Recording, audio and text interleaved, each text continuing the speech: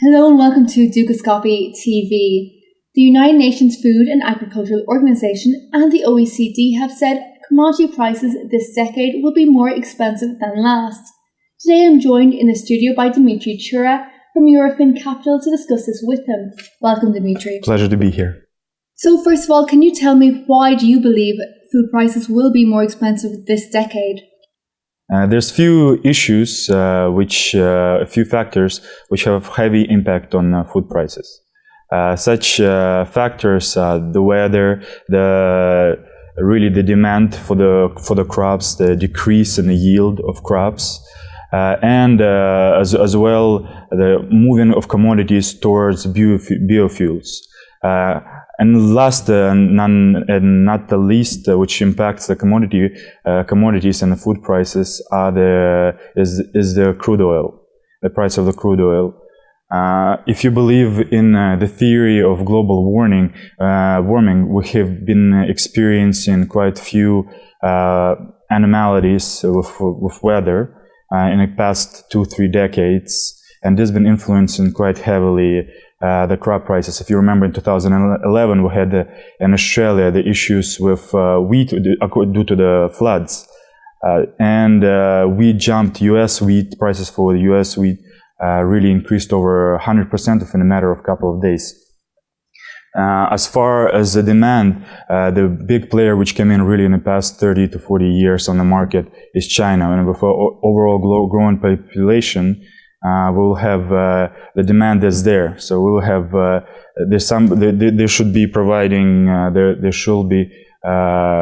The companies need to provide. The agricultural sector need to provide just the necessary food for the Chinese population. As well, there's one of the big issues which we are facing is really aging farming population. Of farmers, aging farmers, because across, for example, U.S., average age of a farmer is around 59 years old. Australia, it's same thing, 59 years old. In Japan, the average age of a farmer is 66 years old. And that's not a factor, rising food prices. It's not an issue which we're facing within the next 50, 60 years. I believe it's an issue which we'll be facing quite heavily within the next 10 years. And what should we be most worried about in Europe in terms of food prices? Well, in Europe, there are always, as their saying goes, somebody's loss is somebody's gain. There are a few countries in Europe which can profit from raising food prices. Large exporters of grain, countries like France, Germany, UK, they're largest exporters of wheat, for example. They will potentially profit from higher food prices. However, there will be additional pressures will be put on the countries which are importers of grains, and two countries which potentially will face larger issues. Those countries such as Italy and Spain, because they're really the ones which are importing large amounts of wheat. And Dmitry, the Secretary General of the OECD said in order to feed 9 billion people before 2050, we must turn agriculture back to a business in order to attract investors. Do you think this is actually possible, and how can this be done? Well, that's a very good question. In my view, agriculture is a quite successful business. In my view, it's a sector where the future lies for the new generation. I think our universities made enough of bankers and so forth, and lawyers. So in this mind, there's with increasing food prices, which we expect within the next 10 years, there's going to be high demand for people working in the agricultural sector. And it's a very vital question. It's a question, I believe, of survival. So we'll be forced to really make agriculture our premier, our really heavily accented industry. And I mean, you have big players at this point, like Louis Dreyfus or Cargill, which are making quite nice living out of it as it goes now.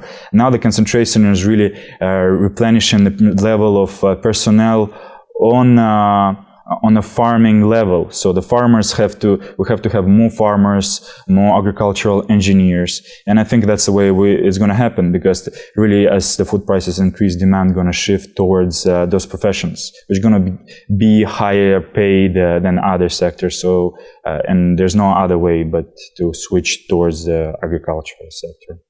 Okay, thank you. And do you think governments will introduce any new measures anytime soon in order to tackle this issue? Well, the measures will be certainly introduced. What kind of measures, I'm not sure at this point. But the main, as you can see, what happened in Tunis in 2010, when food inflation played a major role, if it was not the main factor of a revolution of regime overthrow in Tunis, and which offset in its terms the Arab Spring. So I think the governments and the politicians are looking at it as a great example of what can happen if one does not control food prices. And the countries will definitely have to, the governments will definitely have to intervene. The politician will definitely have to make it the main point on the agenda within the next 10, 15 years. Thank you, Dmitry. You're welcome. That was very interesting. Thank you very much for coming to the studio today. Pleasure to be here. Thank you for watching Dukascopy TV, and please do stay tuned as I will be back later to discuss high dividend yield strategy, but for now, goodbye.